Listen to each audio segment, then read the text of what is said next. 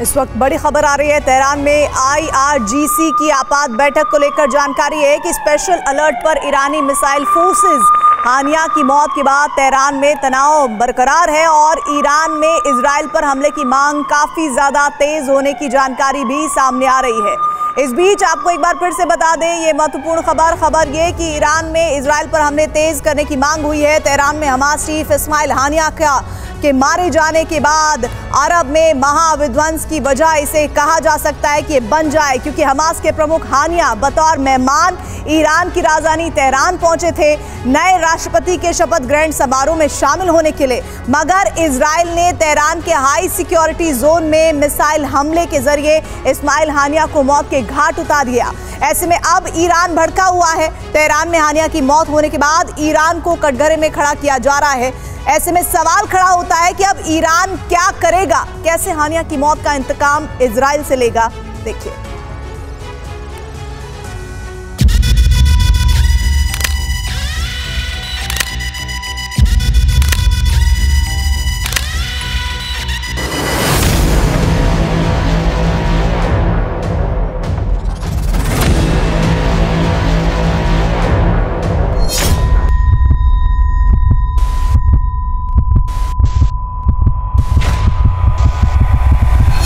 नौ महीने 23 दिन बाद ईरान की राजधानी तेहरान में इजरायली पीएम नेतन्याहू का इंतकाम पूरा हुआ। 9 महीने 23 दिन बाद हमास का प्रमुख मिसाइल हमले में मारा गया।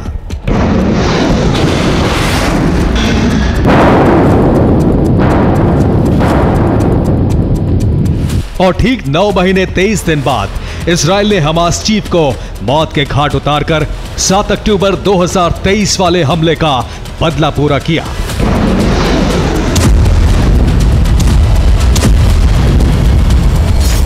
गौर करने वाली बात यह है कि हमास चीफ इस्माइल हानिया का शिकार इजराइल ने गाजा या फिर कतर में नहीं, बल्कि ईरान की राजधानी तेहरान के हाई सिक्योरिटी जोन में घुसकर किया।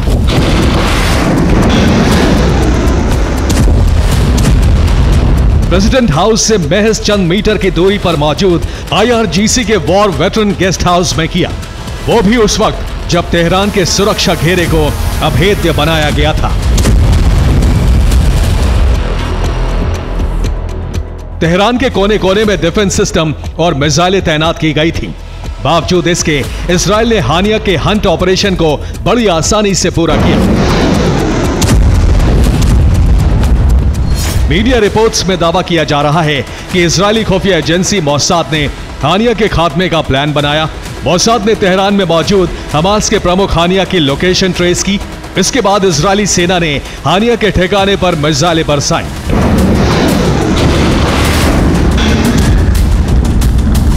ऐसे में सवाल खड़ा होता है कि ईरान की राजधानी तेहरान के सबसे सुरक्षित ठिकाने या फिर सेफ जोन में हानिया पर हमला कैसे हुआ? कैसे तेहरान की सुरक्षा में तैनात एयर डिफेंस इजराइल के मिसाइलों को रोकने में नाकाम रहे?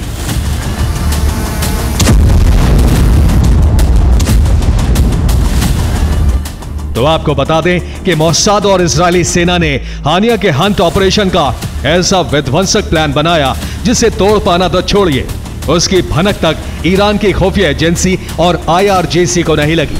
आखिर कैसे, ये भी जान लीजिए।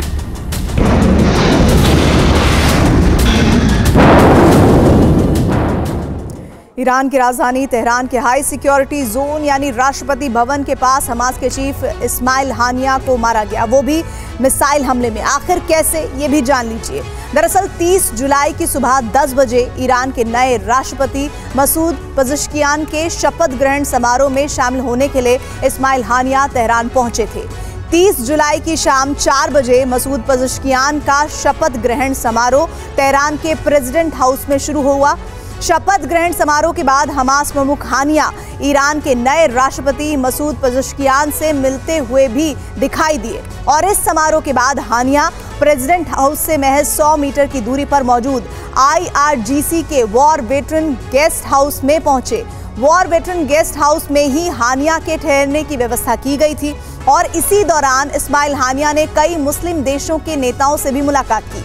दावा किया जा रहा है कि 31 जुलाई की रात 2 बजे तेहरान के हाई सिक्योरिटी जोन में मौजूद गेस्ट हाउस पर मिसाइल हमला हुआ और रात करीब 2:10 पर गेस्ट हाउस पर हुए मिसाइल अटैक में हमास के चीफ इस्माइल हानिया की मौत हो गई।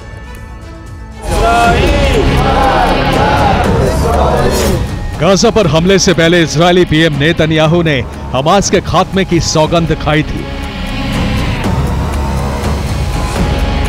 लेकिन बेंजामिन का यह प्रण अब पूरा होने के बजाय पहले से ज्यादा चुनौतीपूर्ण होता जा रहा है, क्योंकि एक तरफ गाजा में आईडीएफ ताबड़तोड़ हमले कर रही थी, जिससे इजरायल के खिलाफ ग्लोबल विरोध बढ़ता जा रहा था। वहीं कुछ मीडिया रिपोर्ट्स में यह दावा किया जा रहा था कि हमास की टॉप लीडरशिप गाजा से फरार हो चुकी है, वो अरब के देशों को अपना खुफिया ठिकाना बना चुकी है। और उन्हीं में से एक था इस्माइल हानिया, जो हमास की राजनीतिक विंग का प्रमुख था। मगर जैसे ही हानिया के तेहरान पहुंचने की खबर मौसाद को लगी, फौरन हानिया के खात्मे का प्लान तैयार किया गया और ईरान के नए राष्ट्रपति मसूद पेजेश्कियान के शपथ ग्रहण समारोह के ठीक 10 घंटे बाद प्रेसिडेंट हाउस से 100 मीटर दूर मौजूद वॉर वेटरन के गेस्ट हाउस में हानिया को मिसाइल हमले में ढेर कर दिया गया।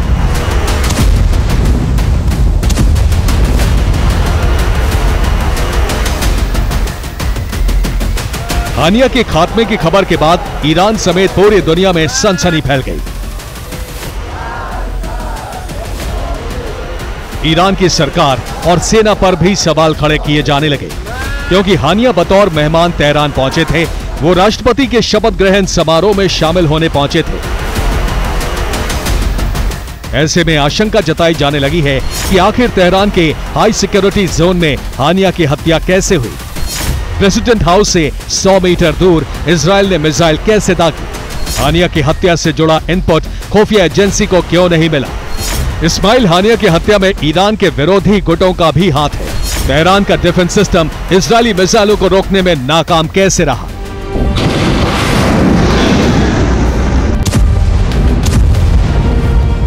हालांकि हानिया की मौत के बाद ईरान ने इजरायल के खिलाफ जंग का ऐलान कर दिया है। इतना ही नहीं, ईरान के कौम शहर में मौजूद जामकरन मस्जिद पर ईरान ने लाल झंडा भी फहराया, जो सीधे सीधे महायुद्ध का सूचक है। वहीं हमास चीफ हानिया की मौत के बाद अरब में महाजंग की भी चिंगारी भड़क सकती है और इसके संकेत अलग अलग देशों और संगठनों के बयानों से मिल रहे हैं। दरअसल हानिया की मौत के बाद हानिया की मौत की बड़ी कीमत इजरायल को चुकानी होगी।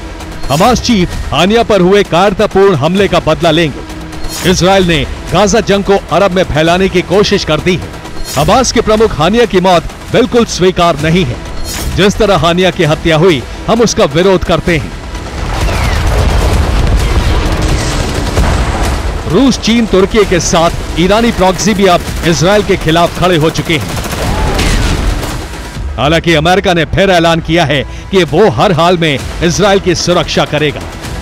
अमेरिका का यह बयान इस बात का संकेत है कि अगर इजरायल पर हमला हुआ तो अमेरिका भी इस जंग में खुद को झोंक देगा, क्योंकि दावा किया जा रहा है कि हानिया की मौत के बाद ईरान के सुप्रीम लीडर खमेनी ने IRGC की बैठक ली, जिसमें इजरायल पर आक्रमण का ब्लूप्रिंट तैयार किया गया। इतना ही नहीं, ईरानी प्रॉक्सी के जरिए इजरायल पर चौतरफा हमले की भी तैयारी शुरू हो चुकी है। मतलब यह है कि हानिया को लेकर अरब में महायुद्ध की बिसात बिछ चुकी है। अब यह देखना होगा कि ईरान कैसे पलटवार करता है। Bureau report, TV9 Bharatvarsh.